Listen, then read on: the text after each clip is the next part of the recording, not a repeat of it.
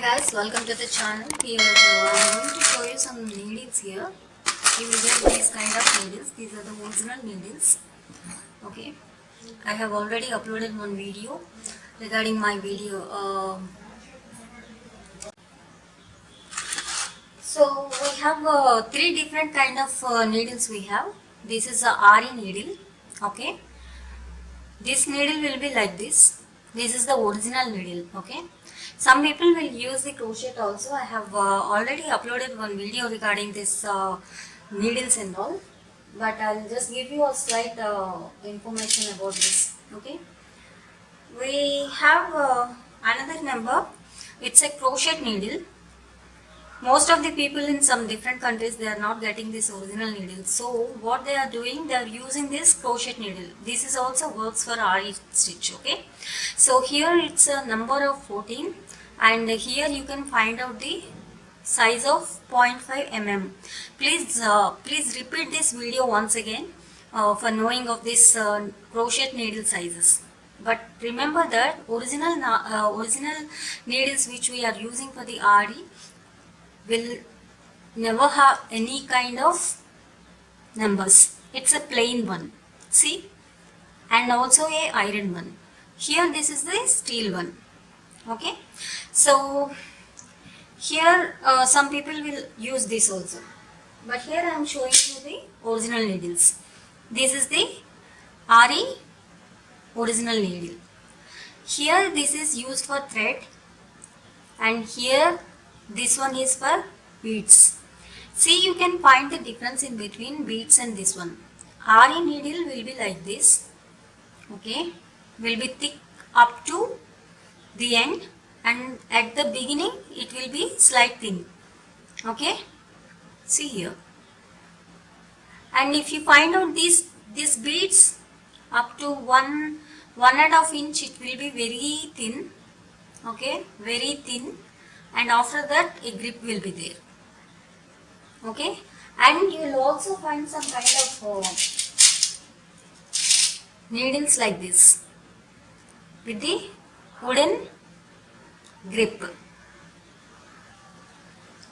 See, this is also very thin. This is generally used for jardosi, small beads, very small fold embellishments what you want to do. Then you can use these kind of needles. Okay, but it's very delicate. You need to be very careful while you are doing this work. This one also. Okay, these two are the beads and jardosi we can use. Comparing to the beads, jardosi one is very thin.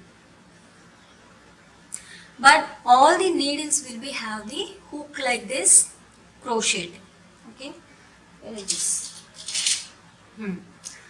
like this crochet needle, you will have all the needles at the end a hook.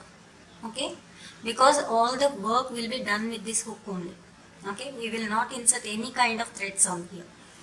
So here what I am doing,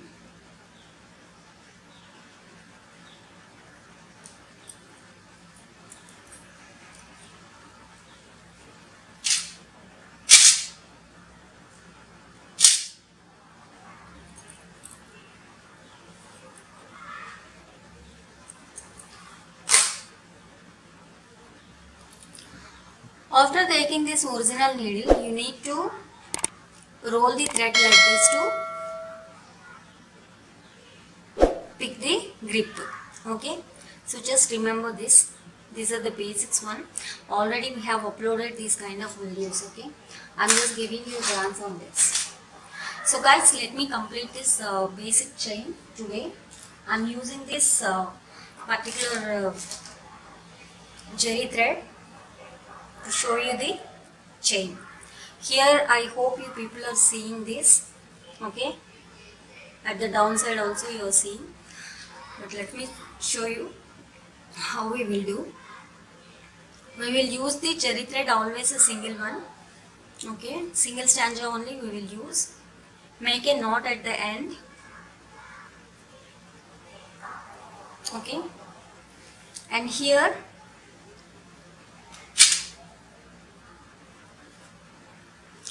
keep your needle like this. It should be on 90 degrees. Okay, it should be on 90 degrees.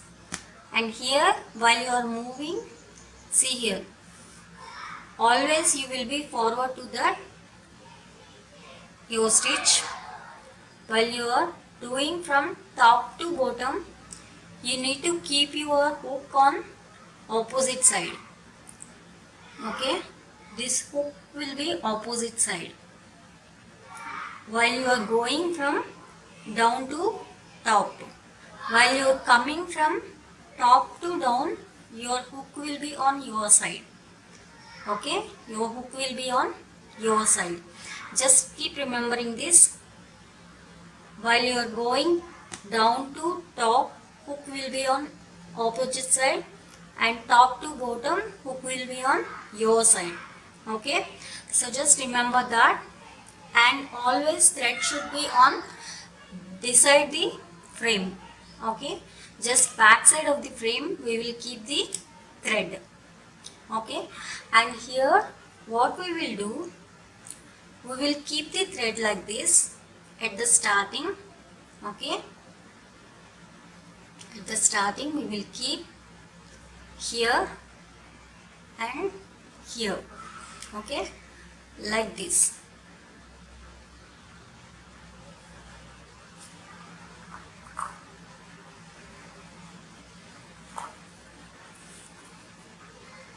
See, keep this both, and here ring finger and thumb finger we will hold the knot, and we will pass this thread in between two fingers. Okay, the first finger and middle finger, and we will hold like this. When you are keeping the needle inside, at the down you will move the thread like this. Okay, you will keep this thread on hook. So thread should be folded by this and hook. Okay, keep the thread like this. Ring finger and thumb, and pass this through these two fingers. Okay, so see here, at the down I am just moving this down side, and I said hook will be on your side, right? Sorry, hook will be on opposite side because I am going on top. Like this. Okay, so what I am doing, I'll just keep inside and move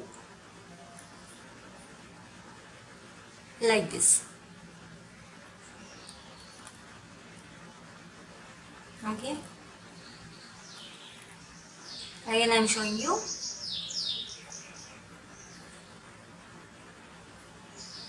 Thread will be like this.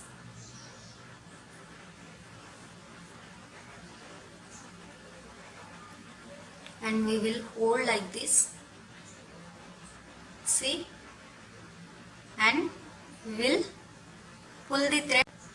Okay? So just go here.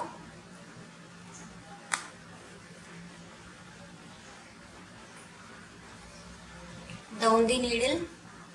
Keep the thread on hook and move like this. Hold the thread, single one. While you are doing now, you are doing like this. Okay, and cloth will hold this knot. Okay, after the pulling the thread on top side, at the down, it's only will get holded by the cloth, and remaining will be the single one which you are always moving on hook and you will make a loop. Okay, so here what I am doing, again keep the thread like this at the bottom. Okay, at the bottom you can see, okay, you can find out this shade in the downside like this. Okay, move,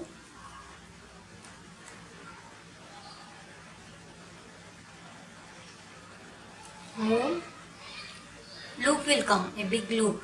Okay, hold this loop with the crochet and pull the thread. Okay, pull the thread. You can move the thread as much as you want. Okay, simply. Okay, so here what I am doing, just again moving, and will move the thread like this in this angle, left to right, because I am going down to top. So I am just moving this thread on hook, and hook will be pulled out. Again go inside, move the thread and pull the thread outside again. Okay, again, again. Okay, so let me show you the down part also, so that you can be able to understand how the down part will be done. Okay, okay, see here at starting I told you to keep the thread like this at the down part. Okay, like this. I'm just moving downside from the top to down. Needle will become like this. Okay, hook on opposite side. So here, after keeping this thread, I'm just holding on hook like this. Okay, so here I'm pulling the thread on top. After that I'll leave like this and I'll keep the single one. Okay, I'll keep only the single one. And here what I'm doing, here again I'm down the thread, hook will be on your opposite side, and here you are doing this thread. Okay, see here thread will be on left to right. Okay, left to right. If you are coming from top to down, the same thread will be on complete side. Okay, like this, like this. Okay, thread, moving the thread on hook, and again we are moving on this side like this and like this. Okay, I have shown you on the top side part, right? So let me complete the top side part. Hope you people have understood how the downside will be moving the thread. Okay, so it will be like this. While you are moving the thread on hook, and the needle will be pulled from the loop, so that it will become as a chain. Okay, it's a basic chain model. Okay guys,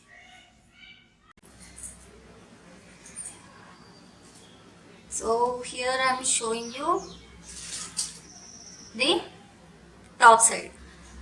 See, every time the process on the back side will be the same. Okay, while you are making any kind of chains, long chain, small chain, or any kind of fillings, whatever you are doing in the ari work, the back side work will be the same. Okay, only the top design will come according to your movements of the needle. Okay, so it's a basic chain.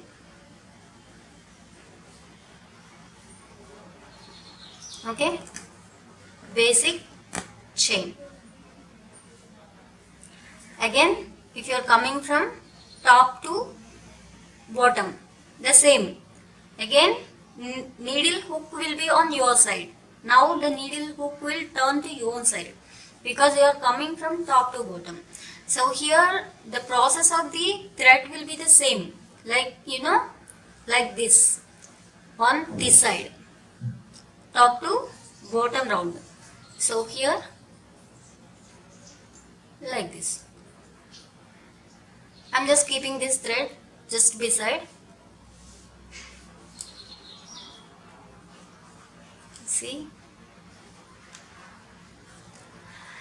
if you are making the loop very smaller one, your needle will not be moved.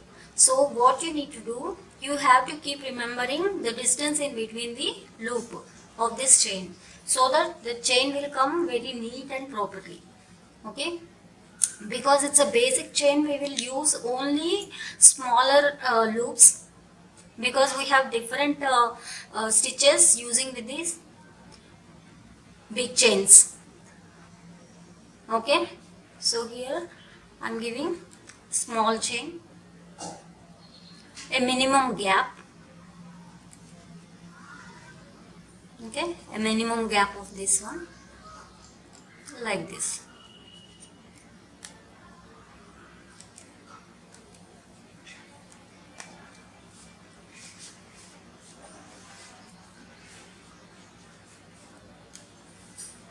Okay, so this is the basic chain, guys. So here what you need to do for the practice of this basic chain, at least if you can practice for daily 1 hour, at least for a week, you will be able to do any kind of chains on Ari work. It's a very mandatory that you should practice very much. Okay, so what you need to do, I have given a straight line, right? You can make some different kind of shapes here, like leaf shapes, okay, round, and some kind of triangles or square shape, and also the flower kind of petals, the basic petals, basic things, whatever the drawing, you can make it any kind of shape you can make, and you can try this chain on that shape, so that it will be easy for you to make the practice, and it is also easy for you to identify the shapes while you are doing with this chain stitch. Okay, this is the basic one. I'm not telling anything not here, and not I will tell you the next video. Okay, it's a bit quite bit difficult while starting for the beginners, so I'm not showing on the same video. I'll show you the second video. Okay, so guys, in this video I'm showing you the top part and also the bottom part, how we are doing these loops, and also how we are making the chains. Okay, because all the Ari embroidery will be done with the chain stitch only. Okay, all the embroidery work will be done with this chain stitch only. So only the variation is, while you are making the loops, the difference will come out. Okay, so all the stitches you will be feel very easy if you are very confident and very practice. Then on this chain you will be very easily learn this Ari embroidery. Okay, it's a very easy thing that you can easily learn, and you can stitch on your own blouse. Okay, so guys, this is the first class. On this class I'm telling this basic chain. Okay, not I will show you how to make.